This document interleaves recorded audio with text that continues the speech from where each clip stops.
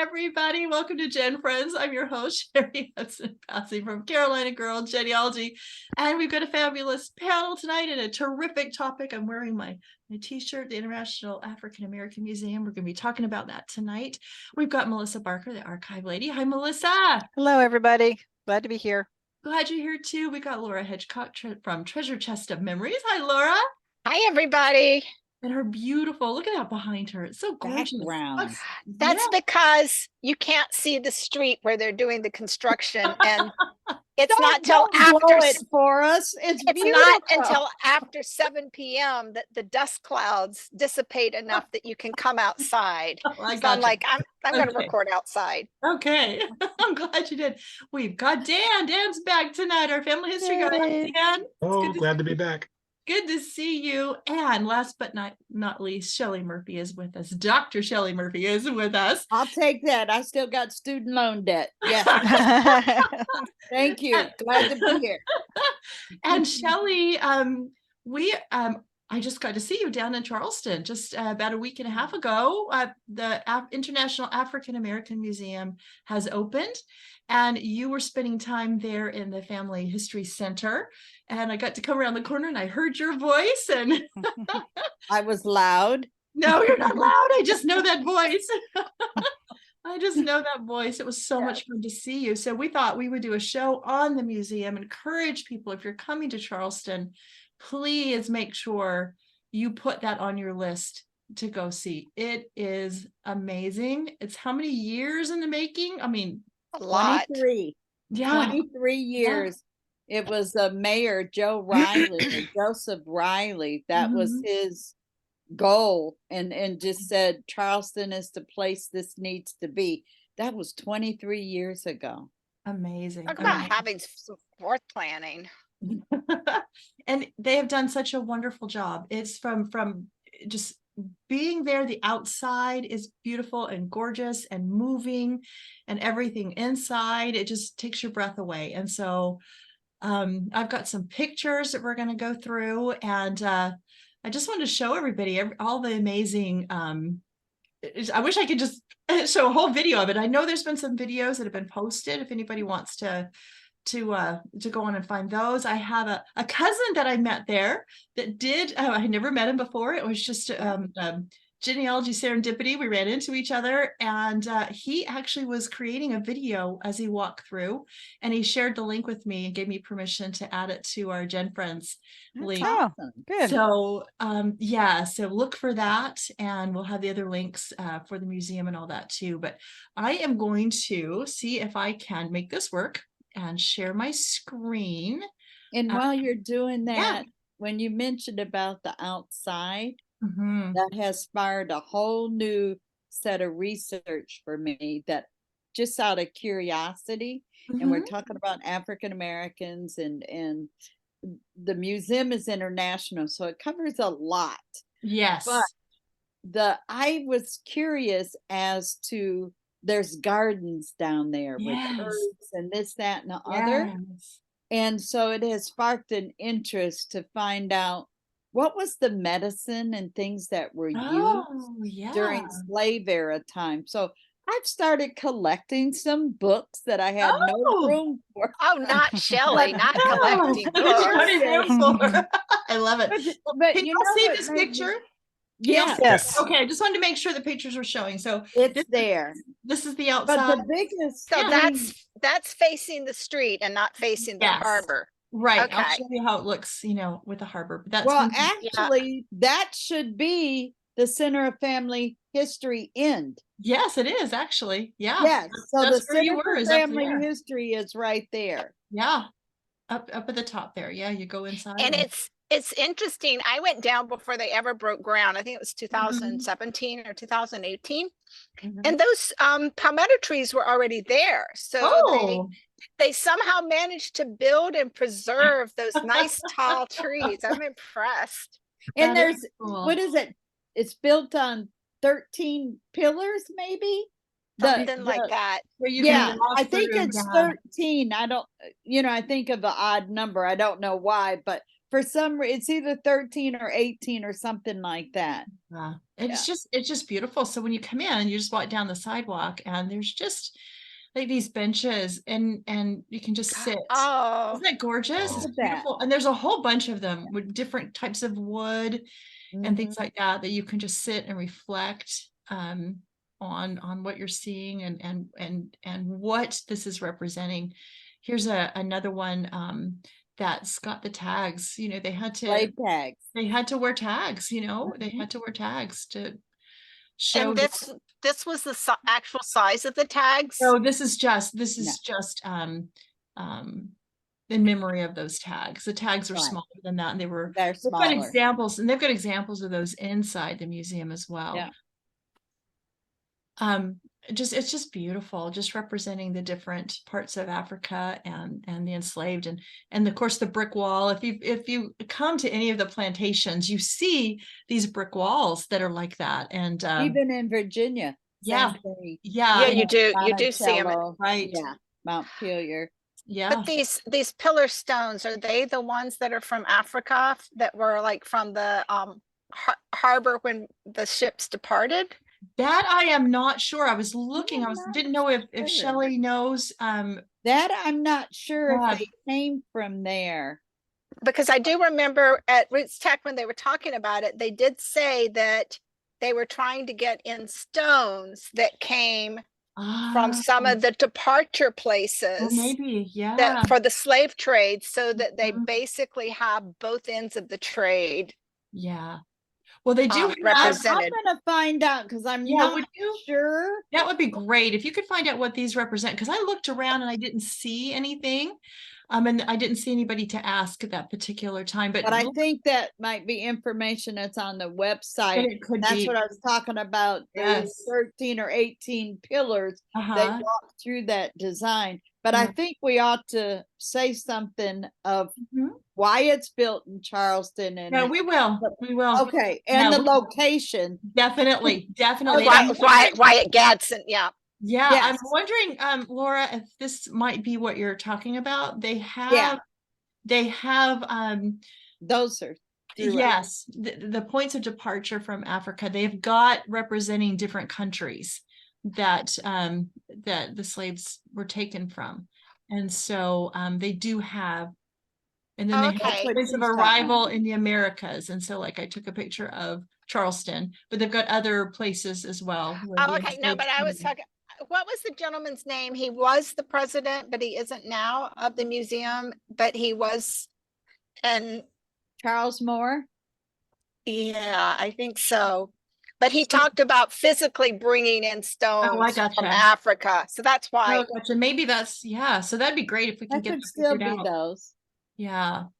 So this is what Shelley was talking about. So they've got the historic edge of Gadsden's Wharf right there. Oh, wow. Yeah. Okay. Shelley, do you want to tell us a little bit about why it was built right here? Yeah, and I'm gonna be honest with you guys. I have a hard time out there. Mhm. When you walk out, you got the water, Mhm. and so you know where the people, what do you call it, disembarked or Mhm. came off of the ship, Mhm. and so, and I don't know if you do. I see the picture, Yeah. but anyway,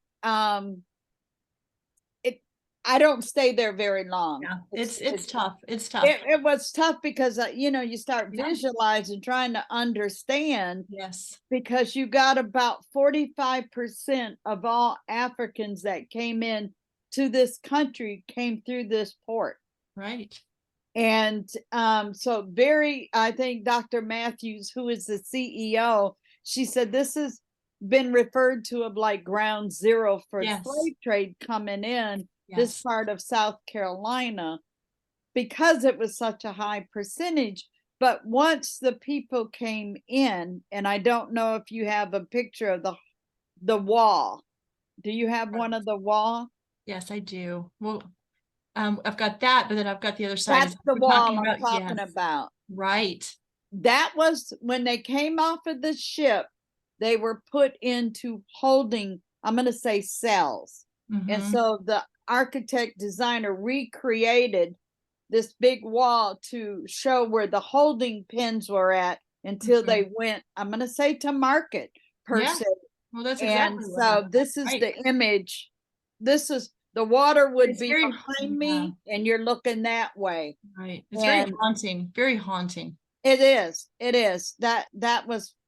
It is. That's all. And then there's this poem that's in there too, and it said these poor beings were obliged to be kept. See if I can read it. Aboard the ship. The ship. Or in large buildings at Gadsden's Wharf for months together. Their clothing was very scanty, and some unusually sharp weather during the year affected great numbers. Unusually sharp weather during the winter. Okay. Carried off great numbers of them. That spot. Upwards of 700 died in less than 300. In 3 months. Died in less than 3 months. Yeah. Yeah. And and so you can see this is kind of reflective. Yeah, the surface. It was hard to get the picture, and then it's hard to read after you get. I know, but still to read that and then have your own image reflected in those words. Yes, and then to see that might be by design. Oh, I'm sure it was by design. Right, right. But this was the spot where the holding pattern was at. This is when I first saw this. First time I saw it, there was no water, but it's a water feature too. Yes, when the tide comes in. The ship, and those are images of the people, you know, coming through. But it's a water feature. But it's kind of eerie. Yeah. But I also comment that. Oh, look at that view! Oh my goodness. Yeah. And we're talking about hundreds and hundreds of people. See the wall on the left? Down where the people, that's the wall, the holding pen area. Right. That was the wall you just looked at where you read the poem. Right. Oh, okay. Great. So this is again waterside, harbor side? Yes, this is harbor side. Behind when the tide comes in, of course, the water comes up. And then when the tide goes out, then the water goes out. I mean, it's just, it takes your breath away when you see this. It just takes your breath away, and it's the whole width of the building and a little bit more. Wow. And they have gardens down there as well, a garden area, and that's what sparred me on thinking, how were they treated, you know? And one other thing, when you think about South Carolina and you know about the gold rice, and I read in a book, and I can't think of what it was, but some of the enslaved women came and rice was in their hair. Oh. Because rice wasn't here in South Carolina. That came with those Africans. Wow. And there was stuff in their hair. And I just thought that was amazing. And I think about herbs and things. That's what I start questioning. How were they treated? What was the slave owner treating? And the pens, I don't know what they were doing, but as far as getting on a plantation, you either had the women or they had somebody, a doctor, and this is what I'm finding out now. So this is the other end of that slave pen area. So that says, I rise, I rise. Maya Angelou's poem. And then the other side, and that's very, oh my goodness. That's the pen. Yeah, I had to really play with my camera to even get some of those words the way it's there. And what that says is, bringing the gifts that my ancestors gave. I am the dream and the house of the slave. Yeah. That's what that says. It's just. No, it says, I'm a dream and the hope. Hope, sorry, the hope, sorry. Hope, yep, of the slave, sorry. It does, yeah, thank you, Laura. Thank you. I mean, it's just, I can't even. But there's 9 galleries when you go through and stuff. So it's really amazing. It really is. And I've been to DC, love DC too. Yeah. You know, but this has got there's a different experience. Oh, here. Absolutely different experience. Yeah. Here. Yeah, it's very different. Yeah. I mean, even because architecturally and everything. Yeah. And because this is where these things actually happened, you know, it's not just a We're museum. walking on the grounds. Yes, you're walking where it happened, and it's just heartbreaking. So I have a question. Entrance. Go ahead. So is this, I mean, to me, it looks like it's as much to educate people as it is to let people feel in some way in touch with their ancestors and their ancestors' experience. Am I right in that? That like for a person who Really didn't know about much telling about the slave trade, it would be very educational. But for someone who knew tons about it, it gives that kind of emotional context, Right. is what I'm getting from the pictures. I agree I with you. would say Don't it's a you, little Shelley? bit of both, Yeah. but it's really about recognizing and honoring and telling the stories of those who came.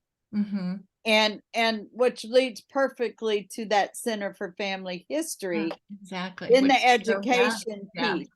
So, you know, some of the galleries, well, all of them pretty much are like on a timeline per Yes. se. Yes. When you're walking, that was the one I walked every day. Was starting, you know, we're at the other end, Yeah. but that's where you start. We That's where you begin start. here. Yeah. Now, And I then was I'd go gonna- on the other side. Yes, I was going to tell you a really quick story. So, the week before my daughter and I went down to Charleston because they had the celebrations before the library opened, but we didn't get, the museum opened, but we didn't get tickets and we had to go back the next week. Right. But while we were there, we decided to go to the slave market, the old slave market. She wanted to go in there. And that is where the enslaved were brought, you know, from Gadsden's Wharf. And this is one of the places they were brought to market to be sold. So we had the most interesting, poignant kind of experience as we're walking through. There was this little, probably 10-year-old African-American girl, and she was looking at this poster on the wall of the prices of the enslaved. And she said, "Daddy, look, they would have given me $300. And he goes, "No, honey, you would have been sold for $300. And I thought, oh, I hope they then took her to this museum. I hope the next stop would be this museum to help her process, because the look on her face was just, oh. So I thought, this is where she needed to go. So I hope that they were able to bring her to the museum. Yeah. Oh, it was just my daughter and I just looked at each other and we're like, you know, it's tough. And tough. And I spend, you know, my time researching is on slave era specifically. Exactly. And stuff. But here's some of the timeline, you know, coming through there. And so it goes through, so you can stand and read and just it goes through different eras of time, eras of time, sorry. Of time. It's just, I don't know, I just can't describe. And then of course they've got all these different fingerprints on them. And I can go to Monticello and Mount Pelier and you got bricks. Oh, sure. Fingerprints on UVA's ground. Everywhere. You can just walk around Charleston and look at the, you know, and just look at the homes and the different brickwork there, and you can just see it no matter where you go. In the South, you can see the fingerprints. And so this is just another part of the timeline as you walk through, and you can read through all these. This is just one. This is life under slavery, and it just kind of explains a little bit, and you can see the shackles and that particular. Kind of unbelievable that this all happened. Yes. I mean, and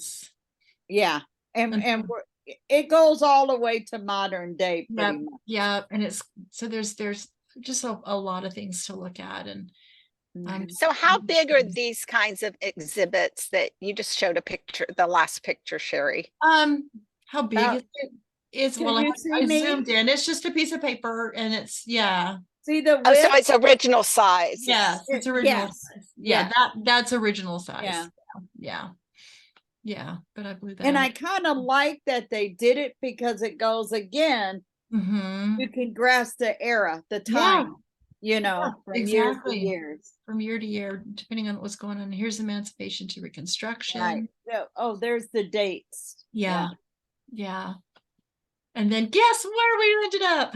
There's more. I mean, there's lots more to the museum, but Oh yeah, there's a whole site she hadn't even tapped in. Well, I'll show you. Unless you got pictures. I've got pictures of that too. So guess who I found? Oh, I know Oh, there that little she fat is. girl. There she is. There she is. And what she was showing me is they are there's a bunch of videos and things that are slowly being put on that you can go, and it's a touch screen and watch different videos and after you left, they put QR codes. And so people can go up and hit the QR code, and it takes them, like Family Search, it goes right to their website. Oh, perfect. Yeah. That's great. So there's a lot of, and this is going to be it's not quite put together yet, but this is the research room that, so people will be able to go in and do research in there. It's my baby. Well, that was one of my questions I was going to ask is when I teach genealogists about researching in archives, I tell them about museums because people don't think about museums as being a place to do research. Right. Not all museums have a research room. And so sometimes it's more difficult to gain access to records. But I tell genealogists that if you go through a museum, looking at exhibits and displays, and you see photographs or old letters or scrapbooks or diaries, I said many times there's more where that came from in the back rooms. And so I encourage them to talk to them. And so can you explain a little bit about not necessarily the museum aspect, but records? Is it like a typical archive, or what's it like? Typical archives. And what you're seeing right there, there's 4 vivid pics, and Laura can talk a little more on that. But there's 4 that were donated. Rick lives there, so in Charleston. But anyway, so there's scanners and things. But as far as manuscripts, collections, and the books, and again, not all the books are up on the shelves. We're still working on it. Yeah, I know. I've got the list, not in my head. But yeah, but they're still cataloging and tagging them and all of that, what the staff would be doing. And right now, people cannot physically go in and do research. We want to get through this opening first and see how that's going.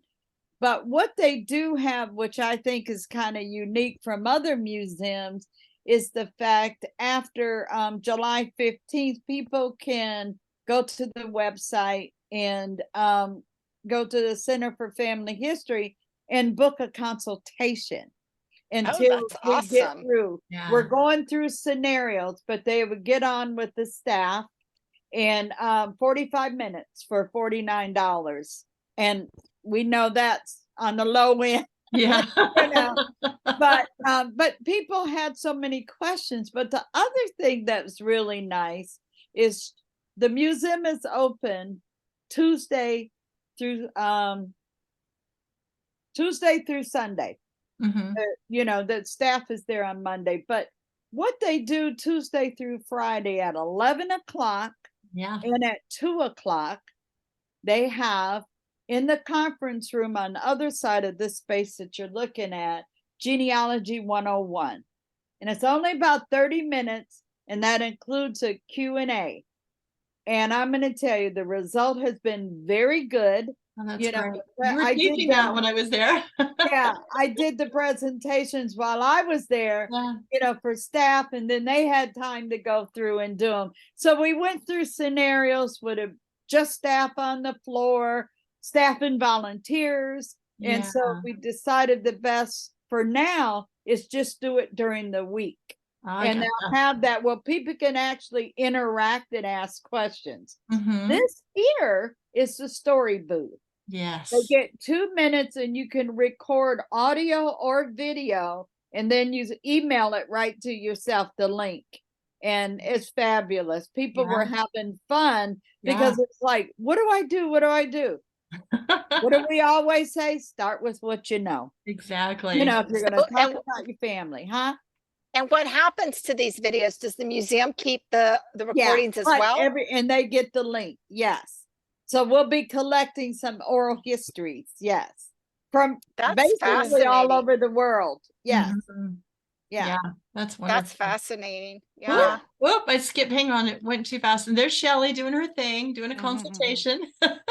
Look how light I mean, that looks like a nice Yeah. place to do research. It's so Yeah. light and clean and airy. Yeah, the research room is just on the other side. When you Mhm. I'm going to tell you, Tony Carrier designed this. Ah, Did she And really? so when you Wonderful. walk in those glass doors, you see a oval, and mhm. that's a circular thing you're looking at right there. And then there's another side, and then these panel things are in the middle. And so, we're able to sit right there, talk with people. There's 4 kiosks that are in there, like she showed earlier when I was standing there with my, she talked about the Center for Family History. They have a couple local communities on the kiosk. Family Search did beautiful video and walked them through their website. People listened to that. And so it was really good. Plus the QR code that'll take them right to Family Search to set up, their account Right. and stuff. Yeah. So they were very pleased with what all they saw as well. But Shelley, hasn't the family history part of the museum already had an online presence for several years? Yes. Yes. And I'm going to have to give kudos to Tony Carrier on that because the blogs and now all of that has moved to the main website of the museum. And so there's still more things to be added on the old site. Like there were the USCT pension records from the Civil War. They're not back up yet, but that's going to be back in process. And there's videos too, right? And there'll be videos, audio, blogs, and people could also upload photos and things like that, almost in a preservation type thing, because it would be on the site and stuff. And so, it's interesting how they designed that, but and again, you walk through in a circle per se. Yeah. And then you got the middle. So people are walking through and you have people there to answer questions. Right. That, just to answer questions. And we got a great group, and I'm gonna pat myself on the back and train volunteers because I've been training people for the last year and a half. Yes, you have. That will be working the floor on the center, to help people with, basic questions, the typical things. I Right. will share this. You guys will get a kick out of this. One of the assignments, we had 50. They had to come up with 50 questions, basically. That would be typical visitor questions. So Yeah. I put all 50 on PowerPoint slide, one each. And of course on one side. So then gave it back to him, said, now go answer it. Okay, I have a typical tourist question. Okay. One of the things that I'm fascinated by is I understand the museum has a section that's about the Gullah culture. I've got some pictures too. Oh, okay. And I don't quote you. Well, then we'll wait for the answer. I just go for it, sure. Cheri, when you get there. I'm not sure how it integrates with the rest of the museum exhibits. So I'll wait for the photo. Okay. There's actually a whole section on There's a whole section. There's a whole section on African American men, which I thought Men of Change. Men of Change. It was beautifully done. Just beautifully done. Yeah. So and I will say one thing. There is things you touch. There are things that say, please touch. Yes. Yes. That was so wonderful. You do get those. That's the USCT guy right there. Oh no, that's World War I. World War I. Yeah. And there is a thing for the USCT. Yeah. And so the reason why this is back to this is because of where the Family History Center is at the back, and then you continue around. And now you're up into going the through 40s and 50s. Yeah. I can't wait to get there's down my there. year I was born. Let's go back. So human rights. I mean, it just goes through the whole struggle. And it's just beautiful. It's just beautiful. So you come out of there, and I loved this. These panels change. It's talking videos. Yeah, they're videos, but they change as you sit there and watch through it. So see it just how it changes, and it tells the story of the enslaved coming and being Oh, brought. I like how that change takes place. Yeah, so see, Kind it's of a transposed. yeah, transatlantic crossings is what it says, and and this starts the Gullah Oh, okay. section. That's So the this, praise house. yeah, that's the praise house, and yeah, I yeah, just can't wait to get down there. yeah. It's just beautiful. And so here's some of the Gullah artifacts that they've got in here, the longboat and the baskets. And this is where we were looking, and my cousin The said sweet Cheri, grass. which The I've sweet got. They grass, call it yes. sweet. That's sweet Yes. grass Yeah. that made out of. Yeah. Yeah. And I've got several of those baskets in my house. Those are the ones, if you're ever coming down to Charleston on 17 and you see all the little basket makers out there by the side of the road, you can stop and buy them there too. So it's kind of a tradition people know. And the basket weaving comes down yes, generations and families. yes, The yes, it gets Yeah. passed down. Yeah, And absolutely. the last time I was down there, they also had people from the same grasses. They were making roses. Oh Yeah. yes. Oh yes. You can buy them. And Buy them at the right. museum too. Yeah. Yeah. Oh, you can buy them at the museum. I Yeah. thought I was like, wow, I bought them on the street, but yeah. Yeah, there Yeah, you is can do that too. there is a cafe that's Uh-huh. there, and there is also, I'm gonna say, the shop, A gift shop. See. the gift shop with the t-shirt, Yeah. purses, books, Yep. baskets, Yep. All sorts of things like that. Yeah. I bet you guys, I mean, I feel proud, and all I did was pay $25 5 years ago to be a charter member. I Yeah, bet you guys exactly. are I bet you Exactly. guys are just busting with pride. Exactly. Yeah. So I'm what was your proud to be question, Laura? associated with it, Yeah, with should my be. little part. Yeah, Just you proud should to be. do it. You Yeah. should be You very should be very proud. Yeah. Like busting out proud. Yes. Well, you know what? I'm more proud, not talking about myself, but the volunteers and the staff. Mm-hmm. Well, the whole Wonderful. intentionality of the design and everything, Oh, and how yeah. it came together. And Yeah.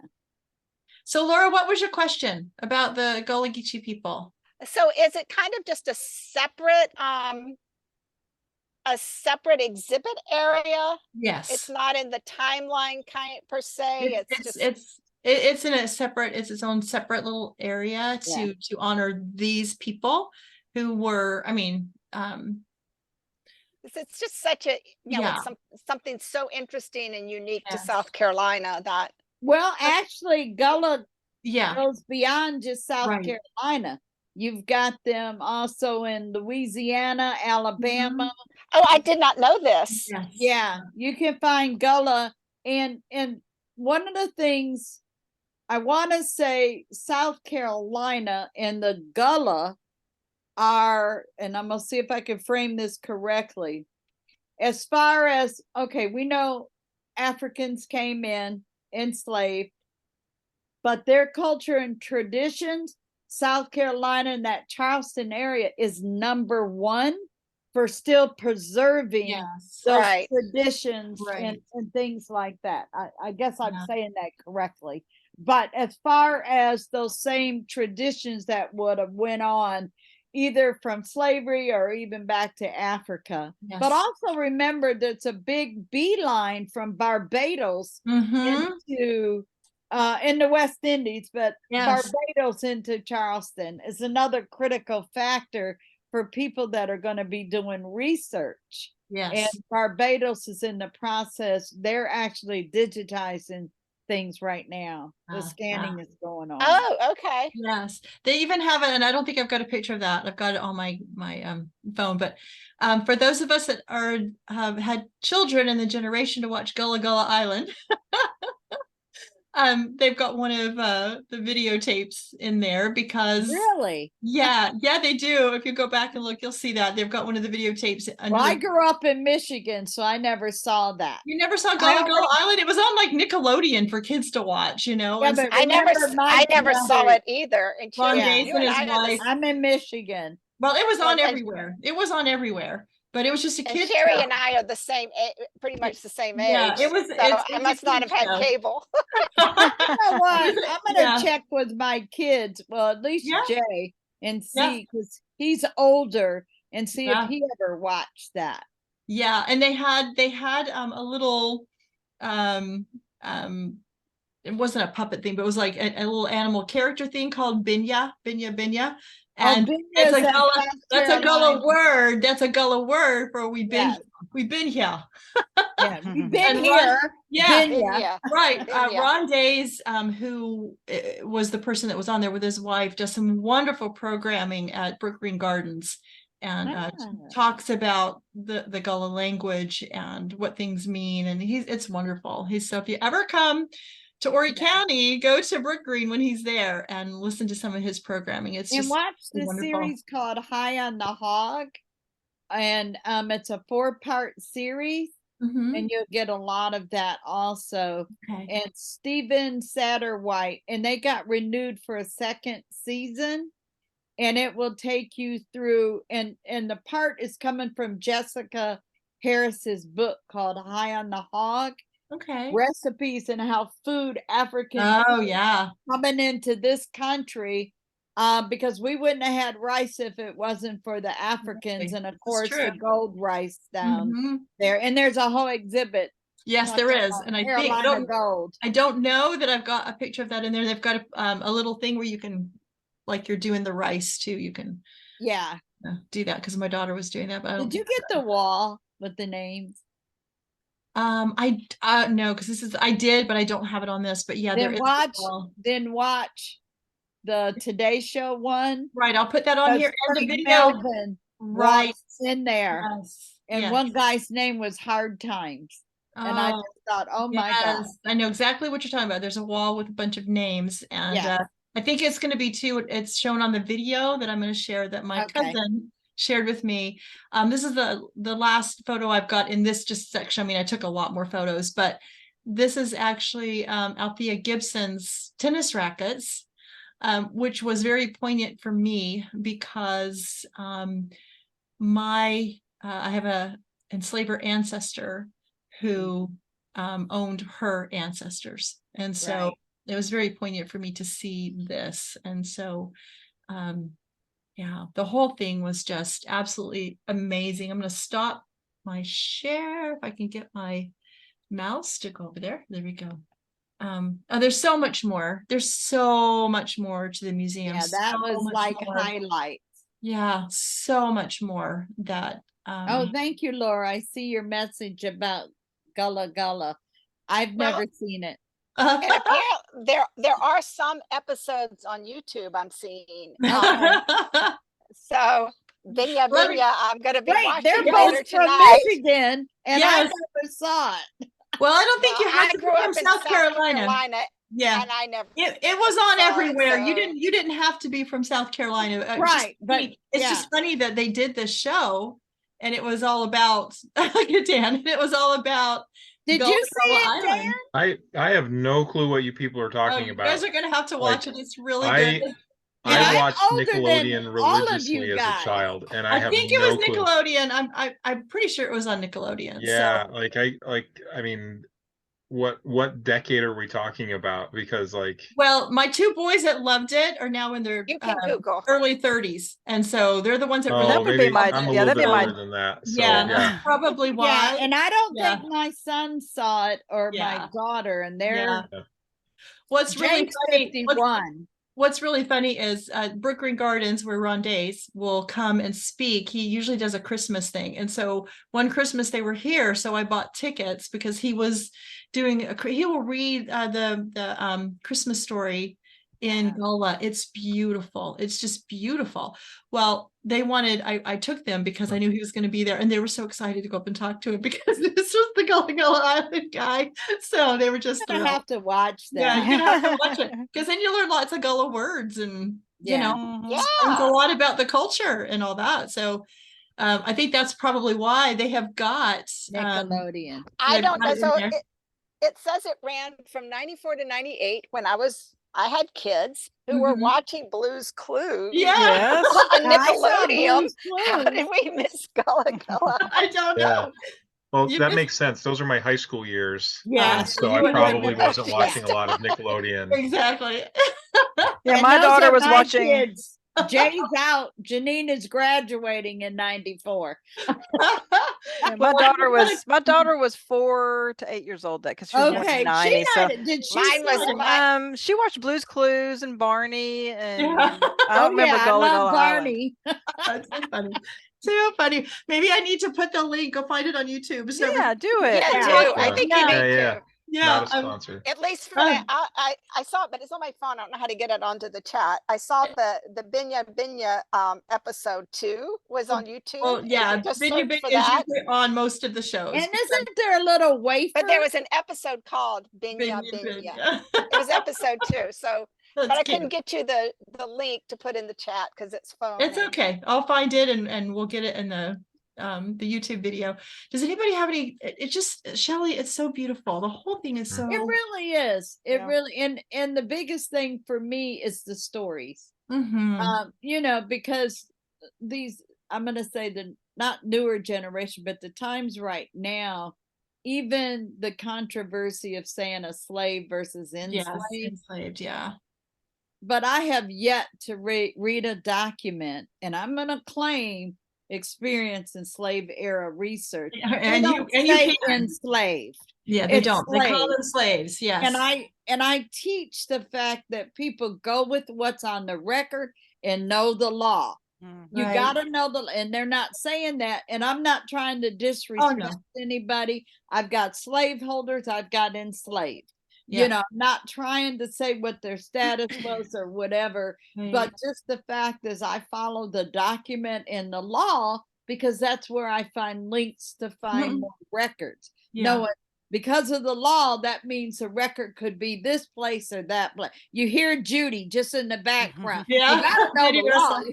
Yeah. You yeah. know, type thing. But you've got a point. You've got a point. Yeah. That's, you know, today, as we speak of enslavers and the enslaved, when we're talking about Right. them, we'll use And those it's hard. but the documents don't use those words. No, Right. You know, that's modern. documents do not use those words. I think for me, I'm super careful about it because I only come from enslavers. Yeah. And it's kind of acknowledging that these individuals, these people, that were not treated as fully human, Mhm. were Right. indeed fully human. So for me, Yeah. I think a lot about it, and it really seems important to me to say Mhm. enslaved individuals instead Right. of slaves. And it does. And you can catch yourself or speaking, you're saying slave and slaver, you know, Yeah. and so your language is going. Right. So if I'm talking about a document, I'm Yes. going by words of the document. Right. You know, Exactly. but if I'm talking in general, Yeah. then I'm gonna say the enslaved. Exactly. You know, Gotcha. type thing. Gotcha. Yeah. Yeah. Yeah. And Lori, that's such And a you're more conscious now because right. the temperature of the country the last Yes. say 15 years. Exactly. And I was just going to say to Laura that that's one of the emotions that you feel when you're there as the descendant of enslavers is the fact that you know that your people were the cause really of the slaves coming because they were buying them, you know, and they were but I guess everybody was who had people living in that time period, whether they were enslavers or not, they were funding and